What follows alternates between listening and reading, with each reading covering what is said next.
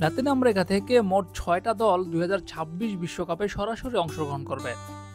সপ্তম হওয়া দলটি প্লে অফ খেলার সুযোগ পাবে। লাতিন আমেরিকা থেকে বিশ্বকাপ বাছাই পর্বে অংশগ্রহণ করে 10টি দল। এই 10টি দলের মধ্যে কোন 6টি দল সরাসরি খেলবে সেটা প্রেডিকশন করেছে এআই।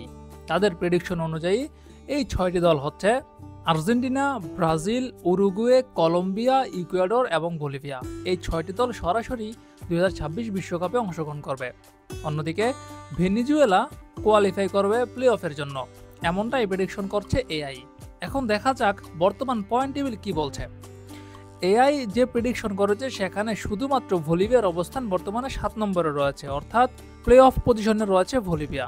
অন্যদিকে ভেনিজুয়েলার অবস্থান হচ্ছে 8 নম্বরে, অর্থাৎ তারা যদি 8 নম্বরে থাকে তাহলে কিন্তু এখান থেকে তারা বিদের খাতায় নাম লেখাবে। আর ষষ্ঠ স্থানে রয়েছে প্যারাগুয়ে, তাদের অবস্থান এখন 6 নম্বরে এবং 12 ম্যাচ শেষে তাদের পয়েন্ট 17। বলিভিয়া থেকে, অর্থাৎ সপ্তম স্থানে থাকা বলিভিয়া থেকে তাদের 4 পয়েন্ট বেশি।